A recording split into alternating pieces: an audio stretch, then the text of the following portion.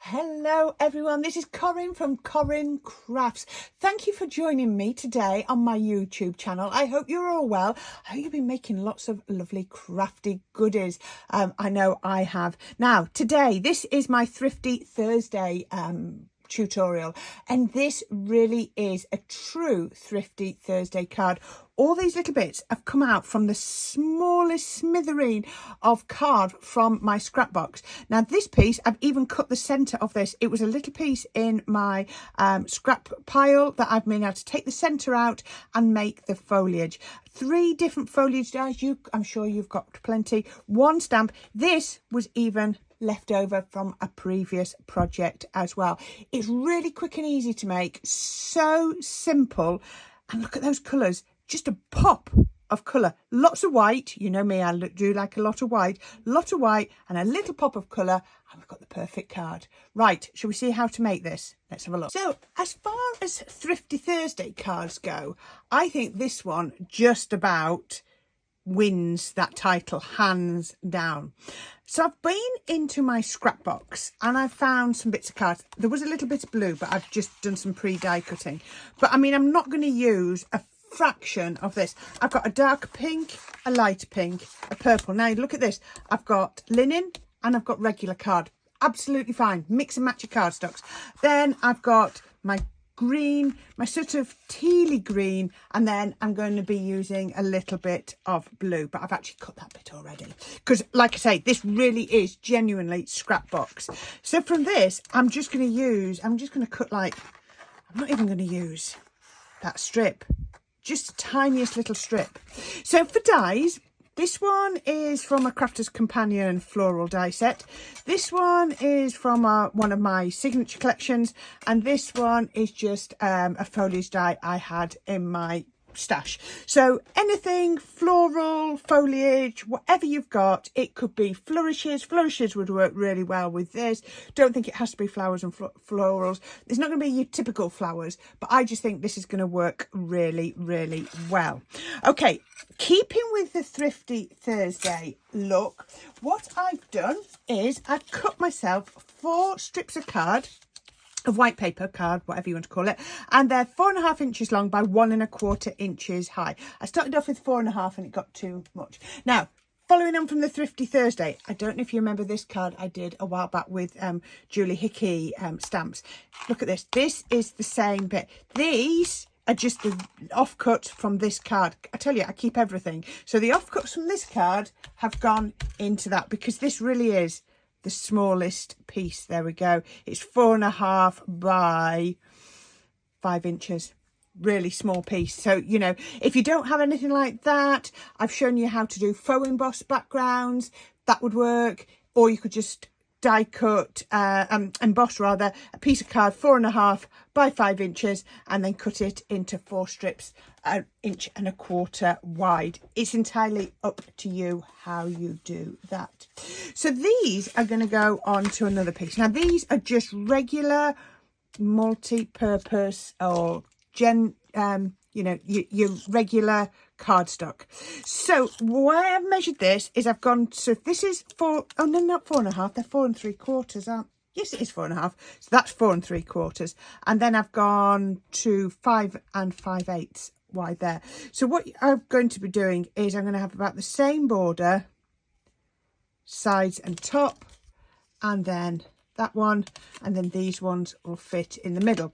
So what I'm going to do is I'm going to start off with 2, and I've just put a little bit of foam tape on the back, and it's my sticks to foam tape, and it's the narrowest one. And what I'm going to do is I'm going to put a little bit of wet glue over there. I mean, this is as thrifty as you can get, isn't it? All offcut. And then I'm going to measure that onto there, so it's the same sides and bottom. I'm going to spinny that round because I haven't got a top or a bottom at the moment. The wet glue just means, it means your foam tape lasts a bit longer, but also it just means that I can move things around without having to worry too much. I always do the 2 outside ones first and then make my inside ones fit afterwards. I have measured it. I have been doing quite a bit. So that, like I say, I've gone 5 5/8, and I just think it works quite nicely I thought I could get away 5.5, but it just didn't seem to be fitting, and I've cut the rest of my cardstock now anyway. Oops, there we go.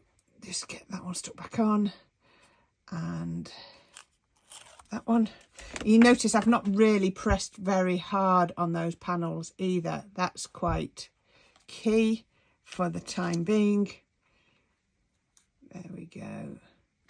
And then I will put these, I'm just going to pop that one roughly up. I know it's upside down, but it's just going to help me. Second, yeah, making sure everything lines up. There we go. And then that one too, and that one's going to go in there. There we go. Anywhere that border's not exactly the same, it's going to be so slim that no one is going to notice. So there we go. That is my border. So I've got a nice little bit on there. And the other thing I'm going to do while I've got it in my hand is I'm going to pop it onto another piece of card. So again, we've just gone up by 1/8 of an inch, just to have, not even 1/4 of an inch, 1/8 of an inch, just to have the slim border all the way around. So we're doing a sort of clean and simple white on white, but you know me, I like a pop of colour, so that's what we're going to achieve with this. So that's on there. The wet glue's letting me move it around. There we go. So that's just going over like that. There we go. So that's going to be the top front of my card. So what I've then done is I've got some nesting ovals. I cut 2 out. I was going to cut 1, but I thought 2 would look better. And I've just stamped, and I just found some stamps in my stash. These were from the Timeless Florals, and I've just done sending you lots of love. And I used, as I often do when I'm stamping, a quick dry ink, because otherwise I smudge. And that's, you see, I think it's going to go there. I'm going to pop it like that. Now, I've not put any foam pads or anything on the back deliberately. So let's move that to one. Actually, let's finish that off. I'm going to finish that off so that it's not done. So there's my card blank. So this was a leftover bit from the very last card I did. And talking about scrappy bits, this piece came out of there to cut the foliage. So I really am using my, you know, Thrifty Thursday at its ultimate. So let's put a little bit of wet glue onto there. It's a 10th fold card, you know, that's how I like to do that. And I always do a slight, or mostly do a slightly bigger border on my final layer than I do on my mats and layers as I'm going along. Is that straight? Because I'm doing it at an angle. There we go. I think that is. And then knock that off. So let's, again, I've just put a little bit of foam tape onto here, just for a little bit of dimension. I do like a little bit of dimension. I am in awe sometimes when I see people do totally flat cards, or so where they decorate straight onto the card base. It's not something I've ever really done. Perhaps that should be my next challenge. See if I can make a card directly onto the card base. That would be a challenge, wouldn't it? I wonder if I could do that, maybe. There we go. Right, so card base done. Card base, a little bit of purple. So that's my pop of colour, because you know me, I never end up going totally clean and simple. 2 lots of white, and then my decorative layer. I have seen cards like this without that decorative layer decorating straight onto there, but not for me today. So as I said, this is going to go in there. You could do it like, you could come off here and then go round. Actually, I quite like that. Might do that actually. We'll see when we've done some die cutting. Right, the great thing is everything I'm going to do I can do with my small die cutting machine. So I'm going to just get myself a piece of my green. Like I said, I'm not going to even use a fraction of this, so it really is thrifty. And I'm going to get this die. I love this one. I know I'm biased because it's from my signature collection, but I'm sure you've got other florals that you really like. We always have dies, don't we, that we sort of go towards, but this is my foliage one that I tend to go towards. I think because I drew it and then they turned it into a die, it just fits in with my eye. So we can cut that like that. So isn't that absolutely gorgeous. Now I'll show you this just to speed it up. I've already done a bit of die cutting. Now when I put this together as a test, I didn't need anywhere near as much as this. I have totally overcut. So you can see in that florally one, I've got purple, I've got pink, and I've got the darker pink. Then in the foliage, in this large one, so this was actually a larger die, and when it die cut, it was like that. And I've just trimmed it in half because I think that's what I'm going to need. And then I've done in the teal and in the green from my signature collection one. So those are all of the die cuts. So you can see really, really simple. So let's bring the card back in and we're going to make this as easy as possible. So now, Corrine, you've got to make a decision. What are you going to do? What are you going to do? I'm going to go compromise. I'm going to do it in the middle, but I'm going to go off to one side. Right, I've made a decision because I'm going to put my glue. Now, the easiest way to do this is then just to put a splodge of 3D glue. That is a good splodge, isn't it? So that's going to go just like that. I'm not going to touch it yet. So then that means I can then pop these in. So what I tend to do is I can pop that there and then I can pop that on like that. And I'm going to do a couple, one of each of the 3 flowers. Let's go slightly different heights, different effects like that. Isn't it easy when these come together? Let's then do a foliage. Now I will be trimming these down quite a lot. So that's going to come. Now my foliage is going to come a lot further out than my florals. So we've got one of those. I'm going to take my green one, my tealy colour one.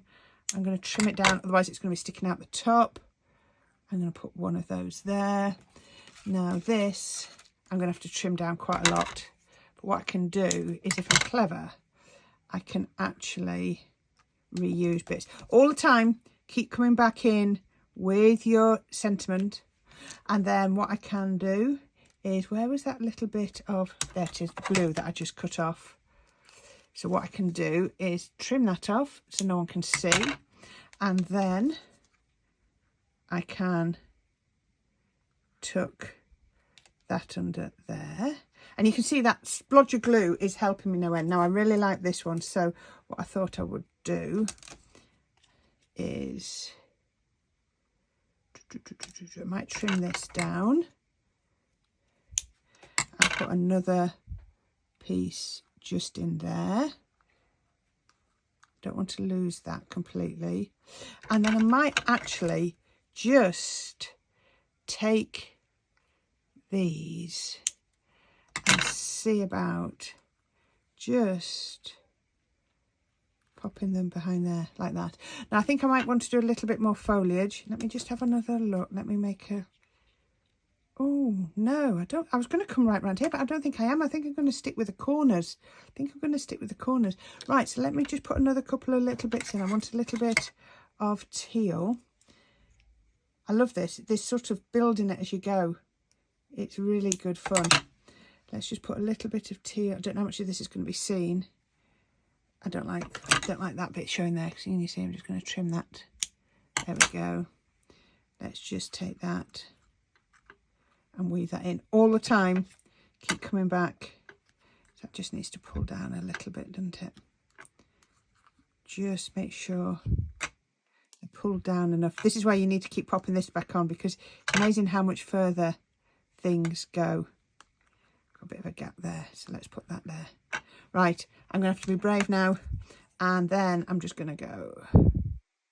Tell you what though, I've just changed my mind. Just changed my mind. I'm going to trim one of these down, and I'm actually going to stick this on just like that. And I'm going to get a little bit of the purple. Might be the wrong thing to do, but I just think it just finishes it, doesn't it? And what I can then do is as well trim that down, and then I can slide that. Yeah, I like that. I like that. And then I can just press onto there. And that's captured all of that.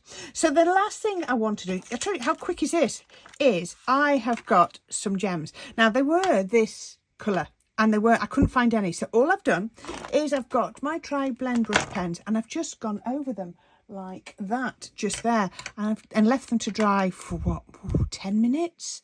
That's all it's done. So it's now the right colour purple. Please don't colour directly onto the gems when they're on your card, otherwise it will go all over your card. We don't want that. Yeah, so just going to randomly place a couple of gems, and this one was actually green before I started. It wasn't even the purple. I just coloured it. I haven't got a gem on there. I'm just going to pop a gem on there. Hope I haven't overdone it with the gems. You're going to be shouting at me, Corrine, too many gems, too many gems. And that is today's Thrifty Thursday card. That is the smallest amount of cardstock from my scrapbox. I promise you, every bit of that I've not cut into a new sheet for any of this. This is left over. This is left over. I tell a lie. The white card I've used less than one sheet of my multi-purpose or regular card stock for that. That's the only thing that's new. And I even used did my matte layers out of bits that was left over from there as well. So it really is the true definition of a Thrifty Thursday card. So I hope you like that. Please come back and see what we're going to be doing on my next video. And who knows, my next Thrifty Thursday card might be one that just works for you as well. There's plenty of videos 4 times a week, and if you like my videos, please don't forget to subscribe to my channel and also click on the links just down there in the description because they really do help me. And thank you so much, and I'll speak to you again soon. Happy crafting.